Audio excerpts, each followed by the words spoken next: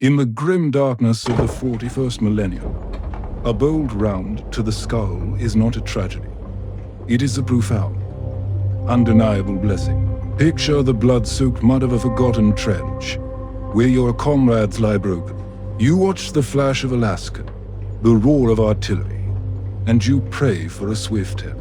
Because in this galaxy, the true nightmare doesn't begin when your heart stops beating. It begins when the shadows themselves detach from the battlefield, and you realize you have been taken alive.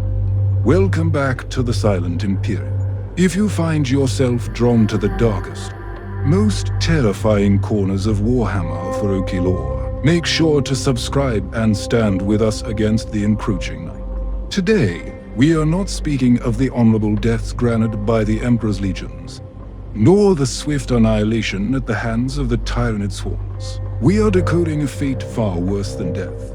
We are uncovering the unspeakable, agonizing reality of becoming a slave to the Drukhari. To understand the true horror of the Dark Eldar, you must discard everything you know about conventional warfare. The Drukhari do not conquer worlds to plant flags or claim territory. They descend from the jagged tiers in reality, riding atop their sleek, razor-sharp raiders, treating a planetary defense force not as an enemy army, but as a harvest. You hear them before you see them, a shrieking cacophony of anti-grav engines that shatters the morale of even the most hardened Imperial guardsmen. They move with blinding, deceptive grace. One moment, you are holding the firing line. The next, the air is thick with neurotoxins and splinter fire. They don't aim to kill.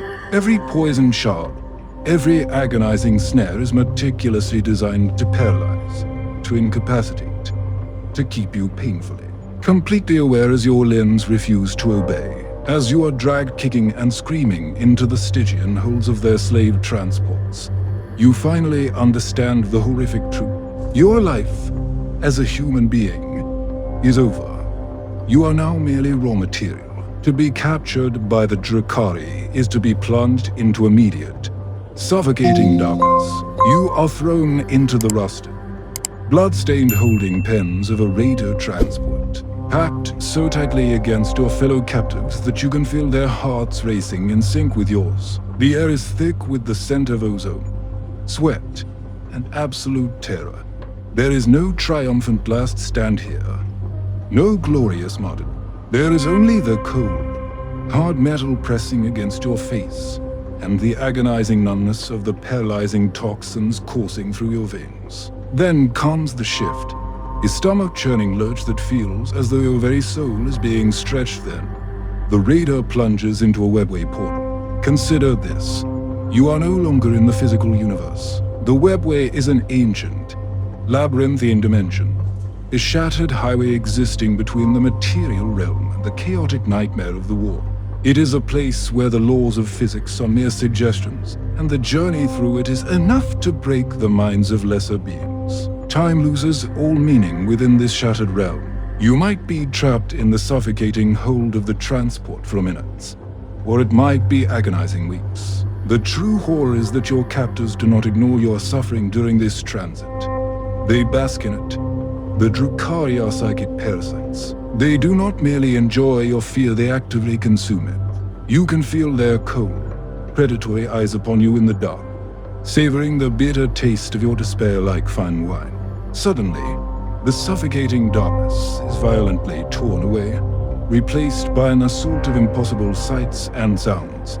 You have arrived. Welcome to Commorragh, the Dark City. It is a sprawling, pan-dimensional metropolis hidden deep within the webway, a place of such incomprehensible scale and architectural malice that it defies human understanding. Spire cities hang inverted over bottomless chasms, and stolen, dying suns are shackled in electromagnetic fields to provide a sickly, twilight illumination. Now imagine the sheer, crushing weight of insignificance. As you are violently dragged onto the obsidian docks, you realize that Commorragh is not a city in the traditional sense. It is a living, breathing monument to cruelty, larger than entire star systems. You see millions of sleek, bladed spires reaching into the jagged skies, each one housing unimaginable horrors. The sky above is fractured, pulsing with a bruised, unnatural light that offers no warning. Only a chilling reminder of your complete isolation from the known galaxy. The auditory assault is just as devastating as the visual nightmare. The air vibrates with a constant, low-frequency hum. But as your senses adjust, you realize it is not the sound of machinery. It is the synchronized, overlapping screams of billions of souls suffering in the depths of the city. It is the ambient noise of Commorragh. This is a society built entirely on a foundation of endless, systematic agony. And you have just been added to the choir. You are unceremoniously dumped onto the cold, unforgiving stone, stripped of your armor, your weapons, and your very name. The Imperial aquila on your chest means nothing here. You are no longer a guardsman, an officer, or even a citizen of the Imperium. To the elegant, monstrous beings evaluating you with cold, obsidian eyes, you are merely livestock.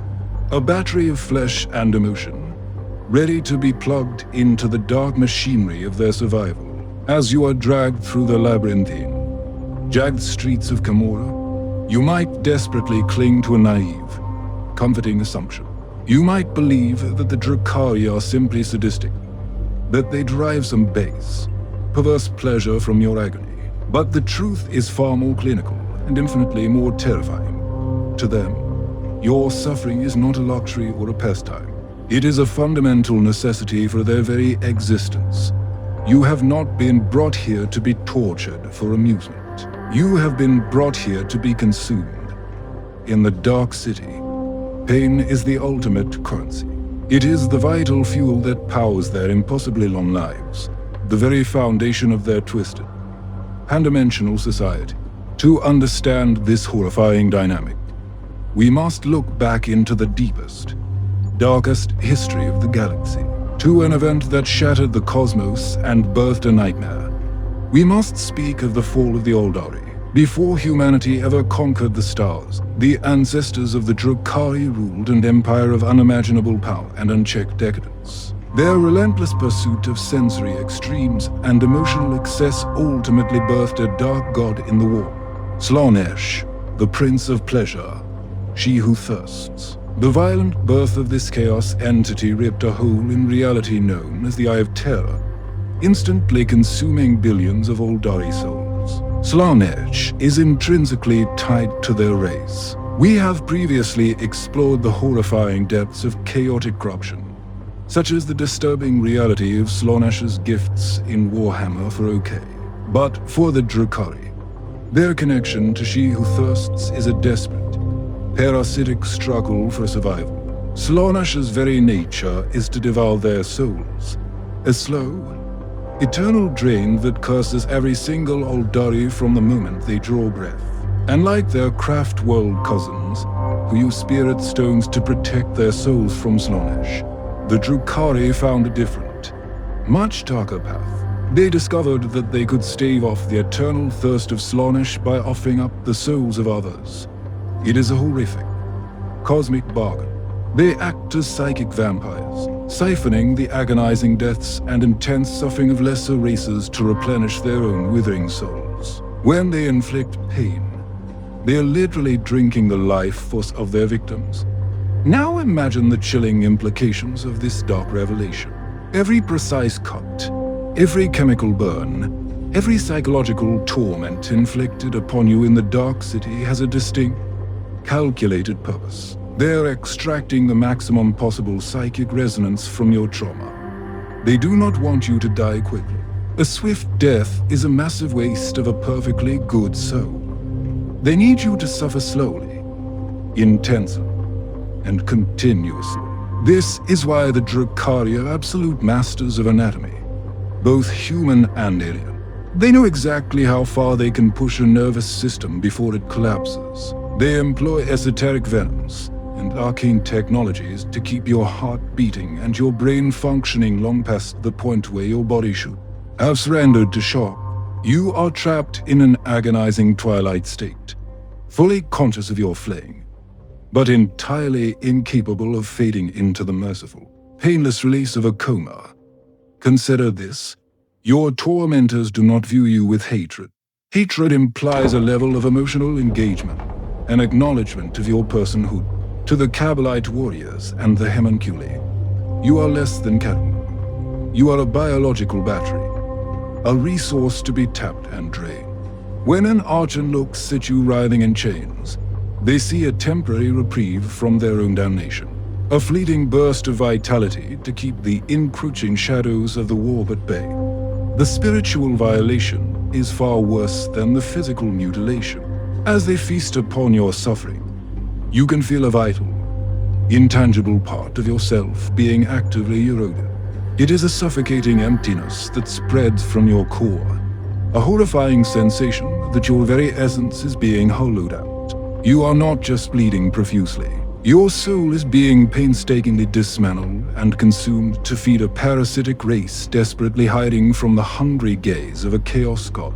Before we delve deeper into the specific, agonizing fates that await a slave in the lower tiers of Commorragh, pause for a moment. If you are captivated by these deep dives into the absolute darkest corners of Warhammer 40K lore, ensure you are subscribed to the Silent Imperium. Join our ranks, hit the notification bell, and help us uncover the terrifying truths that the Inquisition desperately wants to keep hidden. Now, let us descend further into the nightmare.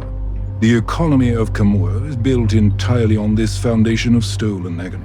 Cabals wage brutal shadow wars against one another not for a territory or political ideology, but for resources, and the primary resource is flesh. Millions of slaves are processed through the obsidian gates every standard day. You are quickly sorted, catalogued, and distributed according to your physical resilience and psychic potential. Your previous life, your dreams, your loved ones all are erased in an instant, replaced by a barcode burned into your flesh. In the sprawling slave pits of the Cabals, you will face endless, back-breaking labor in environments so toxic they melt the skin from your bones. You will haul massive chains for architectural projects that defy gravity, constantly whipped by sadistic overseers wielding Nuric whips. But even this grueling labor is secondary to your true purpose. The physical exertion is merely a method to tenderize your spirit, to cultivate a state of perpetual, low-level despair that provides a steady, baseline sustenance for your masters. The air in these pits is thick with an oppressive aura of absolute hopelessness. You look into the eyes of slaves who have been here for what feels like millennia. Their bodies are mangled ruins of scarred tissue and hastily grafted cybernetics. But it is their eyes that truly reveal the horror. They are utterly broken, hollow shells whose humanity has been entirely consumed by centuries of psychic vampirism. They no longer beg for rescue. They only beg for the sweet, impossible release of death. But what if you are physically strong? What if you have a warrior spirit and refuse to break? That does not save you. It merely alters your trajectory within the Dark City. A defiant spirit provides a rich, spicy flavor to the soul feast. If you show resilience, you will be violently ripped from the labor gangs and sold to the highest bidder in the arenas. You will be forced to fight for the amusement of millions. Your frantic struggle to survive serving as a grand, theatrical banquet of suffering for the masses. Ultimately, the currency of suffering is absolute. It cannot be negotiated with, and it cannot be fought. Every agonizing breath you take in Commorragh enriches your captors and prolongs their twisted existence. You are trapped in an inescapable cycle where your absolute worst nightmares are meticulously curated and harvested. You are a living sacrifice on the altar of their survival, a vital component in a grand, horrific machine designed to stave off the ultimate doom of an entire dying race. Suppose you are one of the rare few who possess an unyielding will. You survive the toxic labor camps, your body scarred but unbroken. You refuse to let the darkness entirely consume your spirit. In any other universe, this resilience would be your salvation. In Commorragh, It is simply a different flavor of damnation. Your defiance marks you as premium stock, and you are swiftly sold to the Wych Cults, the Hecatari, to serve as bloodsport entertainment in their colossal gladiatorial arenas. Now imagine the most insidious weapon the Drukhari possess, the illusion of hope. When you are thrown into the dark holding cells beneath the arena, they do not bind you in chains, they hand you a weapon. It might be a rusted lasket, a crude blade, or a scavenged chainsaw. For the first time since your capture, you feel a spark of agency. You believe that if you fight hard enough, if you slaughter enough enemies, you might somehow win your freedom. This is a meticulously crafted lie. The Drukhari do not give you weapons to give you a chance. They give you weapons because the desperate, frantic hope of survival makes your soul infinitely more delicious when it is finally crushed. When the iron gates grind open, you are blinded by the artificial glare of the arena. You step out onto the crimson-stained sands, and the sheer scale of the spectacle threatens to shatter your fragile sanity completely. You are standing in the center of a hyperstructure that makes the greatest stadiums of terror look like child's play. Billions of Drukhari pack the tiered seating that stretches miles into the jagged sky. The architecture itself is psychically tuned to amplify and broadcast every scream, every drop of spilled blood directly into the souls of the audience. The air vibrates with their predatory anticipation. You are not a gladiator. You are the main course of a grand, city-wide feast. Your opponents are rarely simple slaves. The Wych Cults import the most horrifying, nightmarish apex predators from across the known galaxy to test their skills. You might face a pack of rabid ghouls, sightless horrors that hunt by the scent of your adrenaline, or a massive, multi-limbed clawed fiend driven entirely mad by starvation. The sheer biological terror of facing these alien monstrosities with inadequate weaponry forces you to tap into the very depths of your survival instincts. But what if you manage to strike down the beast?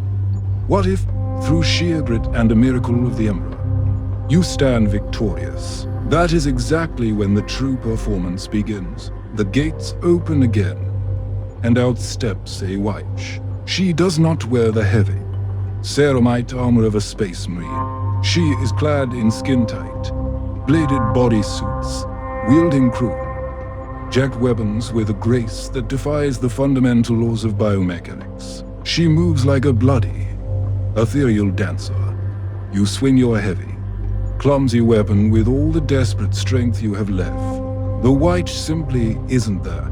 She glides through your defenses, carving a shallow, agonizing trench across your ribs. The cut is not meant to kill.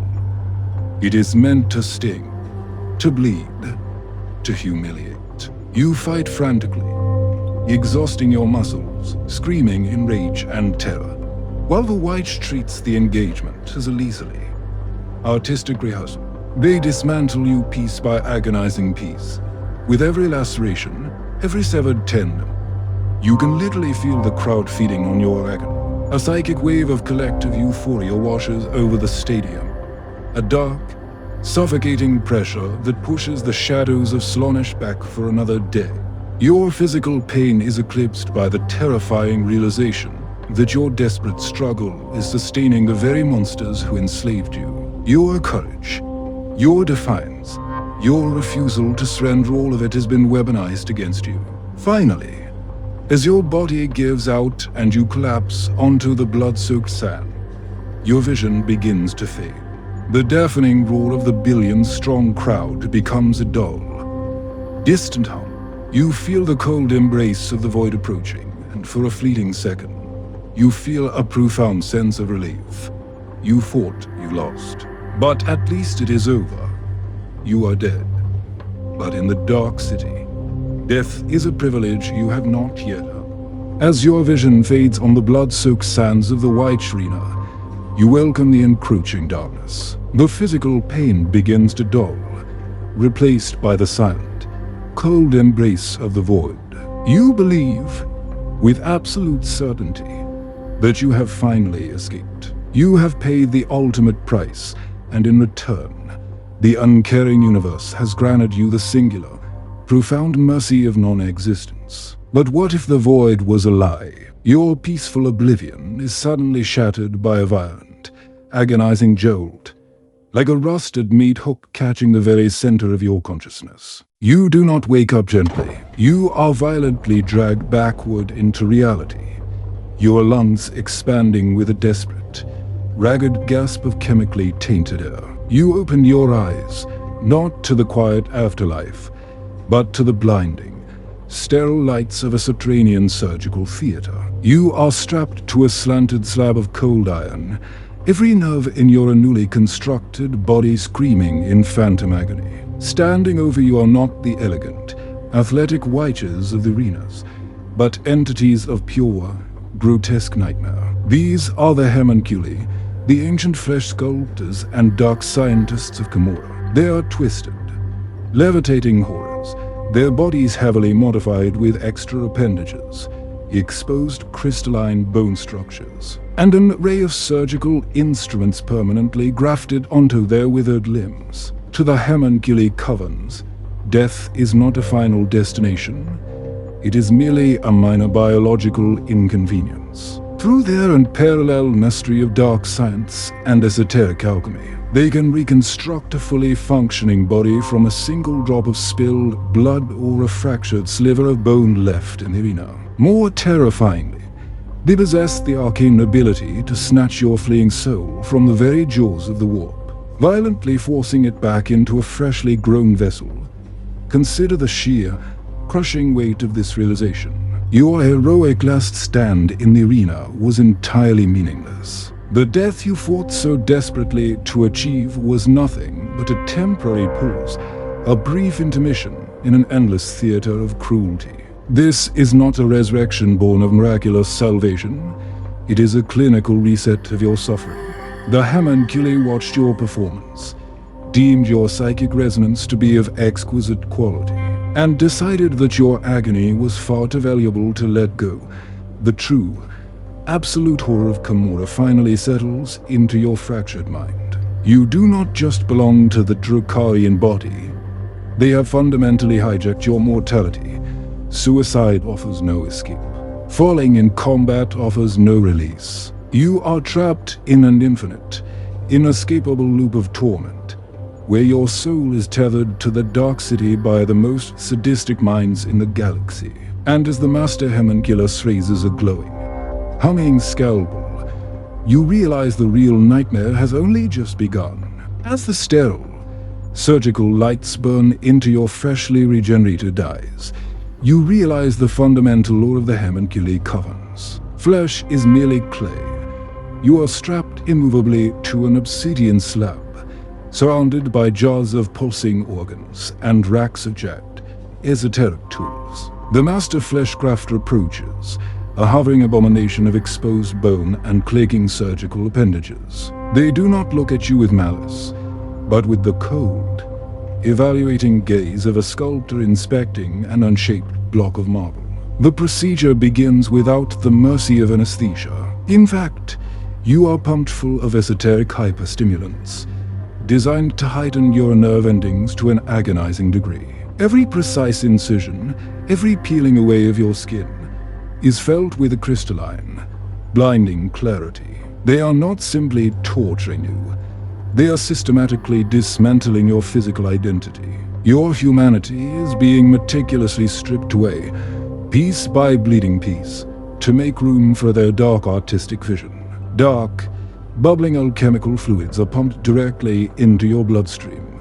You feel a sudden, terrifying pressure building beneath your skin. Your muscles begin to expand exponentially, tearing through the remaining tissue in a grotesque display of forced hyperevolution. Your bones crack, lengthen, and splinter, forcefully pushing through your flesh to form jagged, calcified armor plating. You are being shaped, violently and agonizingly, into a hulking, mindless biological engine of destruction known as grotesque. But here lies the true, mind-bending horror of the Haemonculi's craft. They do not erase your mind. To do so would ruin the vintage of your suffering.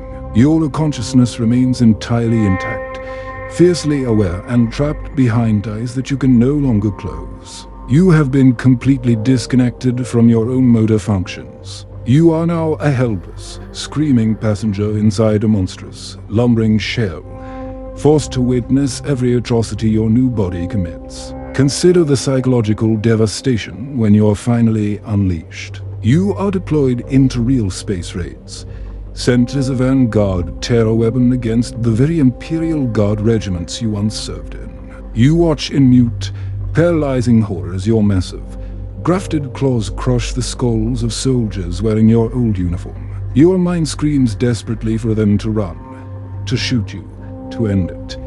But from your augmented vox grill, only a guttural, terrifying roar emerges. Yet, incredibly, becoming a grotesque is still a fate tied to the battlefield. For many, the nightmare descends into an entirely static, domestic hell. The Haemonculi are, in their twisted minds, artisans of the highest order. To them, flesh is not just a weapon. It is a canvas, a decorative medium. If your pain threshold is particularly exquisite, you will not be built for war. You will be repurposed for the aesthetic pleasure of the dark elites. Now imagine a fate where your skeletal structure is painstakingly removed, while your nervous system is kept artificially alive and stretched across the vaulted ceiling of an argent throne room. You are woven into the very architecture of Commorragh. Your endless, silent agony is used to power the sickly, bioluminescent lighting of the grand halls. You are reduced to a living chandelier, your eternal suffering serving as nothing more than ambient mood lighting for their decadent feasts. Or perhaps you are shaped into a living chair, your vocal cords altered so that every time an overseer sits upon you, your agonizing sighs harmonize into a soothing, macabre melody. This is the absolute, philosophical annihilation of humanity. You are no longer a warrior, a captive, or even livestock. Your agency, your history, your very existence has been reduced to a grotesque aesthetic choice. You are a fleshy masterpiece, a permanent monument to their cruelty. This is the ultimate victory of the Dark City. They do not just break your body or crush your spirit. They completely erase your fundamental meaning. In the dark, laughing halls of the Haemonculi, a human life is merely raw material, patiently waiting to be sculpted into a tool to stave off the thirst of Slaanesh. And as you hang from the ceiling or lumber across a battlefield, you realize this torment is entirely, permanently inescapable. Eventually, the screaming stops. It is not because the physical pain lessens, nor is it because your dark captors have suddenly shown mercy. The screaming stops because the human mind, when subjected to infinite, inescapable agony, fundamentally shatters. It violently retreats into the deepest, darkest recesses of consciousness, leaving behind horrifying, absolute silence. You are still completely awake, still registering every agonizing sensation, but the part of you that reacts, the part that begs for release, is entirely gone. This silence is not a sanctuary. It is a profound, suffocating emptiness. It is the ultimate psychological defense mechanism, a desperate attempt by your fractured brain to detach from a reality too terrible to comprehend. You become a passive observer trapped within your own mutilated flesh. You watch the endless, sadistic theater of Commorragh unfold around you, entirely disconnected from the horror, feeling only a cold, mechanical acceptance of your eternal damnation. Consider the sheer, cosmic despair of this existence. You are no longer a participant in the unfolding history of the galaxy. You are a living, breathing relic of suffering, forced to endure centuries, perhaps millennia, in the belly of the Dark City.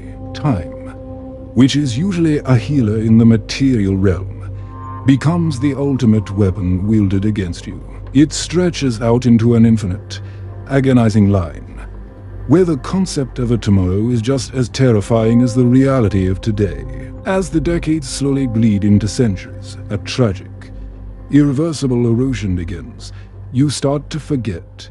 The process is painfully insidious. First, the faces of your family and your fallen comrades blur into indistinct, haunting shapes. Then, the memory of a setting sun, the smell of promethium, or the feeling of rain on your skin fades entirely. Eventually, even the towering, monolithic concept of the God Emperor, the vast Imperium, dissolves into meaningless, distant static. What remains when everything else has been meticulously stripped away? Only the darkest, most primal truth of the Warhammer 40K universe. You finally understand that humanity is not the glorious protagonist race destined to rule the stars. In the grand, terrifying machinery of the cosmos, to the ancient and monstrous entities lurking in the webway, human beings are nothing more than abundant, easily harvested biological sustenance. You have become a hollow shell, your very soul scooped out by the parasitic thirst of a dying race. The Drukhari do not hate you. They simply need you to survive the encroaching, hungry gaze of Slaanesh. And in that terrifying, clinical realization, the final, desperate flicker of your humanity is quietly, permanently extinguished. You are no longer a person. You are merely fuel for the dark, leaving only the cold silence of the void behind. We have journeyed through the lowest depths of Commorragh, a place where the very architects of suffering, the true archons of this dark reality, harvest the soul's vital energy to sustain their decaying empire. The Dark City is the ultimate matrix of despair, a meticulous system designed to trap consciousness in an endless, agonizing loop. In the grim darkness of the 41st millennium, you must understand that the greatest threat is not the violent destruction of your physical body, but the eternal, calculated captivity of your spirit. So, if you ever find yourself holding the firing line against a sudden Drukhari raiding party, remember the ultimate, chilling truth of this cold universe. When the splinter rifles hiss in the midnight air, and the shadows begin to move with that deceptive, terrifying grace, do not fight to the bitter, bleeding end. Look closely at the weapon trembling in your hands. Do not aim your final shot at the encroaching darkness. Aim at it yourself. Save the last round, because a swift, self-inflicted oblivion is the only true victory you can achieve.